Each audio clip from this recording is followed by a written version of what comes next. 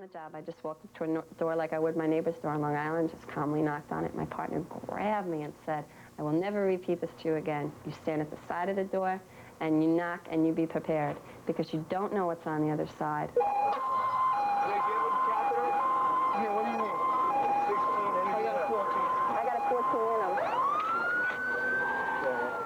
You have to be able to turn off your feelings. You can't allow yourself to have any feelings and to get involved.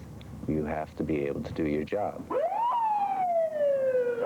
And they do their jobs, but they don't get respect like police officers or firefighters. And as for pay, well, they're not even on par with sanitation workers. They are the unsung public servants of an unsung corps, New York City's emergency medical service. Hello, I'm Chris Borgen. When you're sick or injured and dial 911, as some 700,000 will do this year, it is the technicians and the paramedics of EMS who come running. It's a service we almost take for granted. And here on Webster Avenue in the Bronx is the forgotten station of this forgotten service, the Webster Outpost. Operating out of this once condemned garage, Webster can almost be called the Fort Apache of EMS. Over the next half hour, we'll take you inside of this maverick outpost, inside of the ambulances, inside of the hearts and the minds of some of the people who work here, the Lifesavers.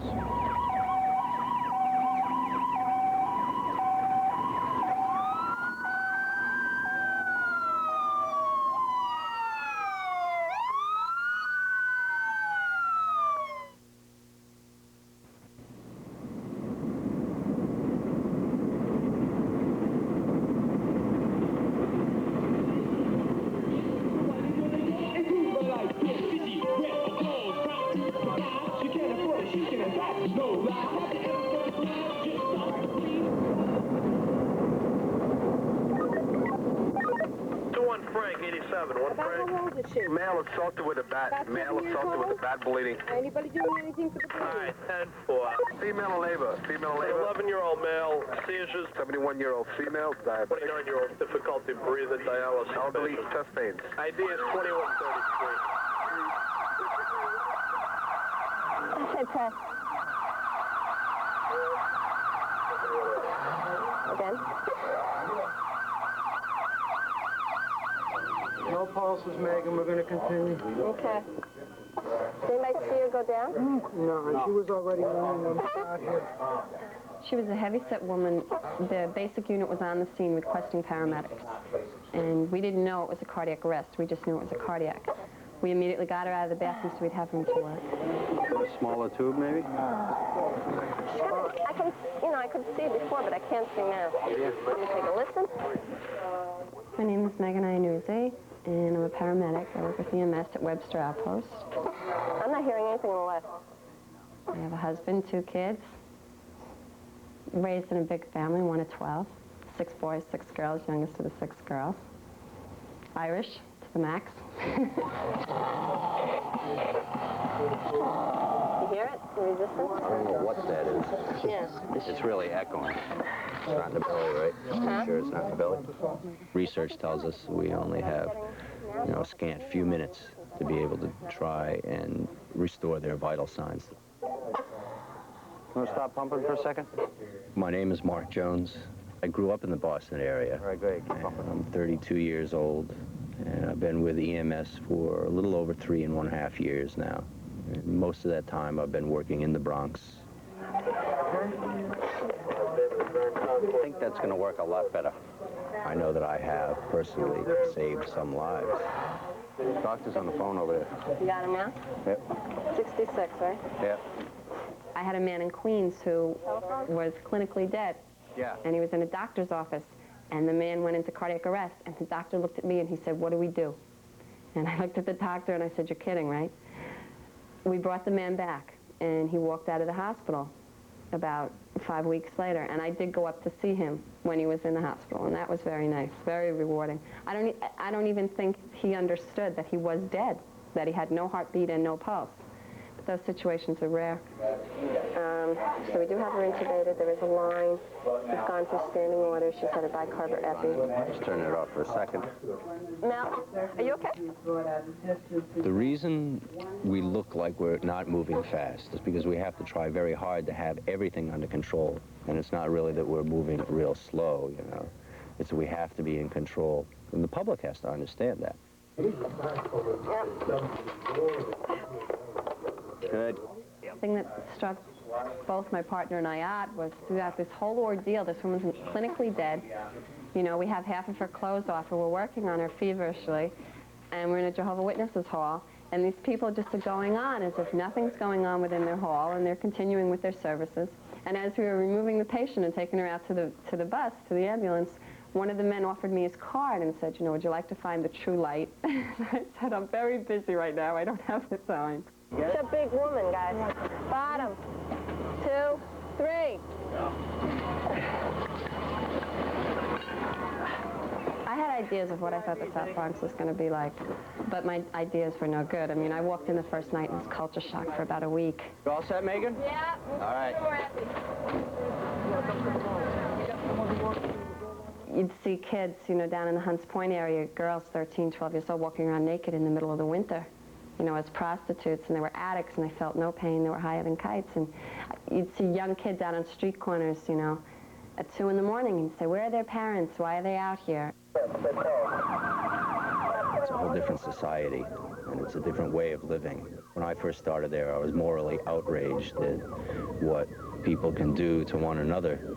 The trauma, the violence that comes from family disputes and from alcohol and drug abuse and just street crime is phenomenal. It's, you know, it's overwhelming to find that life is so cheap. 2 William, 1 Adam, 82 to 27 to Lincoln. Requesting medical standby, 66-year-old female, cardiac arrest. No response to therapy. I'm standing by. ETA is about 4 minutes. After a while, you understand people are people, whether you put them on Long Island, Connecticut, Manhattan, South Bronx, wherever you put them. Okay, she's 2, but she's very, very tight, and she needs suctioning also. There's a real need. I like where I work. When we got there. You and Keith did your usual par excellence performance. Thank you. Always good to hear you guys on the back up there, believe me. Absolutely, always. Always. You never get used to them, though. They're the hard ones to lose. It's the heavy trauma in that, you could see, but when it's the actual CPR and that, it can never stomach it. You never get rid of that feeling. But all in a day's work, this thing. Mel, get home safe, huh? I will. All right. You too, Mark. Have a good night. See you tomorrow.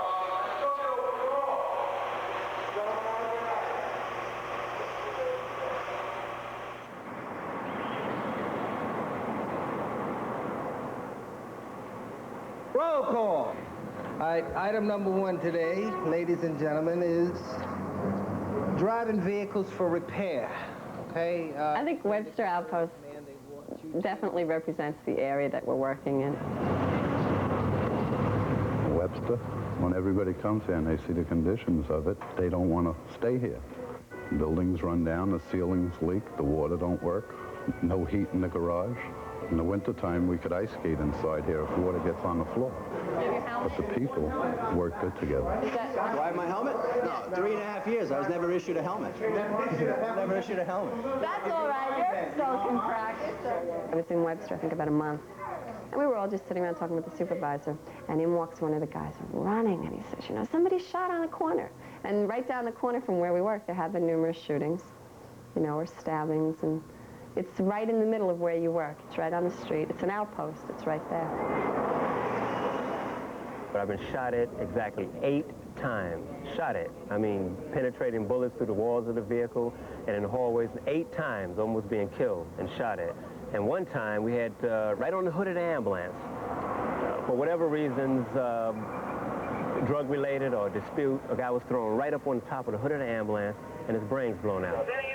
10-4, we are responding. Woo! Let's go, Michael. Get me there. My name is Michael Harper. I was raised in Harlem and grew up in Harlem and the Bronx. Where? That's it? Okay. Is it the only one? The only person? And nobody else? All right. I'll check them out in the vehicle. We don't want no one to be hurt, but after arriving on the scene and getting, you know, your adrenaline flowing, you look around and say, holy shit. He's not even hurt. You know, and someone would, on the scene looking at you, they would say, would you expect somebody to be dead here? You weren't shot anywhere else, just right there. They don't understand the flow of adrenaline and energy that goes into a call like that. So you were coming out of the store and then you were just shot at? And strange as it may be, if we get a call in the same manner as the last call, it can't be explained. It really can't. The adrenaline and the concern goes right back to the same level. 88, 224, 88. I asked one of my co-workers, and he summed it up as saying, well, our problem is that we care. Look at me, Mama. Open your eyes. Tell her open your eyes. As soon as I come upon the scene, they say the paramedics are here. I tell them, no, we are not paramedics. We are basic life support, which is emergency medical technician. She's got bilateral wheezes. We do provide oxygen if it is needed. Yeah. We are trained in CPR. Does it feel sore right now, or it doesn't feel nothing? I want it. It hurts. The car that struck him is still here, right? Yeah. We're not going to give you no needle. We're just going to check you out, okay? We're not going to give you a needle, we promise. Just want to make sure you're fine. Usually with small children, they're afraid to go in an ambulance, or they see white uniforms, they get very frightened. Like this child who was tapped by a car very lightly. He didn't want to go. Mother don't want him to go. We asked him, any pain, any place. I don't have no pain, I'm not hurting. I said, we promise we won't give you a needle. We promise. Okay, then it hurts right here. And that's what small children do. You have to convince them that they're in safe hands before they have confidence in you. So what's the story about? I remembered it, and I read it before. Being a mother, it's a little hard. Christopher knows that I work on a 9-to-5 schedule, which I'm very grateful for that. He's only bothered, like when I have to work on the weekends. Usually when I call him up, and I call him like 2 or 3 times a day, Mommy, what are you doing? Where are you? Did you have any good calls? When are you going to be home? That's his main thing. When are you going to be home? Okay, you going to go down? Want to go down, Katie? My children are both too young to understand what I really do, but I think that they help me because being a mom, you learn something new every day. Underneath the bar. There was a fire involving a big tenement building, and there were 3 children dead. And the one was a 5-week-old infant that, because the membranes surrounding the brain are so thin, the brain was exposed, the crib was completely burned, 2-year-old was melted to the mattress, the 2-year-old's body, and there was a 5-year-old who was laying in front of the door. When you open the door, you hit the 5-year-old. The mother had left the children alone in the apartment. She went out, they found the mother, and of course she was hysterical. She was also drunk. And I think that was the hardest thing I ever had to do, was put judgment aside and think, okay, here's a mother, she just lost her 3 children, she's upset, she's in shock. But my first instinct was, you know, I just felt like I wanted to hit her. You know, how could you do that? How could you leave your children alone like that? What do you say? Sweet. Thank you. So I think being a mom just helps me a little bit. It gives me a little more insight.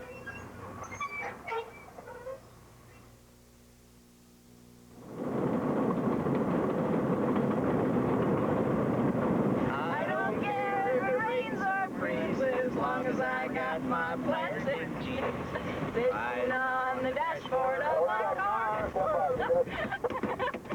Things may get all bad and scary. You gonna say it? As long as I got my Virgin Mary. I don't know all the words. You taught me all the words. You're going to be singing the damn songs. EMS 22 William for the cardiac arrest, 22 William. ID is 2249. 2249. That's for the cardiac arrest. 22 William 63. 140 Charlie.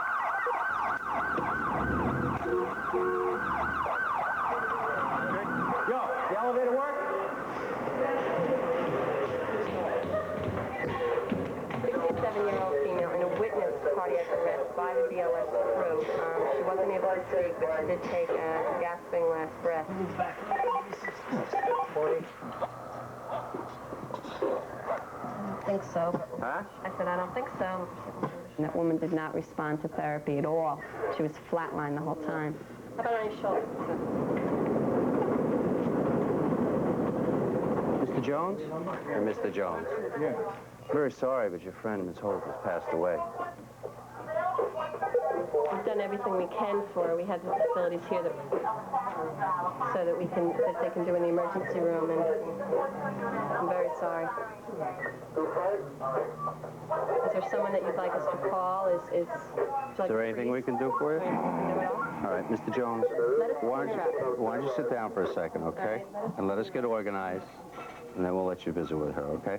A part of the job that I don't like is having to talk to families and inform them, you know, that their husband or wife of 42 years has passed away. Follow the cops up the stairs. Up there? Working on an ambulance, particularly in an urban environment, is a young person's job. Do you have asthma? Do you have any medical problems at all? What do you feel like now? Every June and every January, there's such a turnover of paramedics. A lot of them are going to the police department. There's more job security with the police department. There's more pay. There's a lot more respect. Listen, you got yourself upset. You're hyperventilating. You're breathing too fast. I'm not sure how much a sanitation man makes. Right now, my pay is about $21,000 for being a paramedic, and a sanitation man's got to be over 30. And I've got 2 years on the job.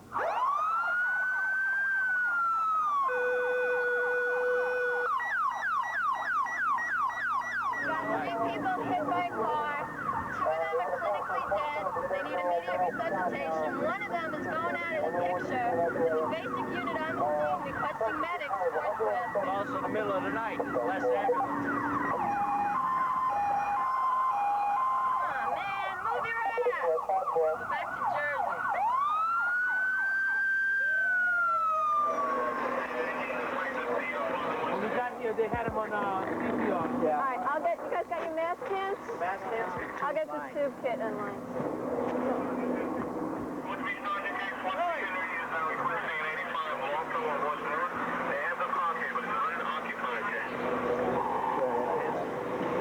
Oh, beautiful. They give him catheter? Yeah, what do you need? 16. I got a 14. I got a 14 in them. It's just won't advance. It just won't advance. Hang on. That looks good. Oh, good. You got it? You got one. You got it. Let's go. Okay.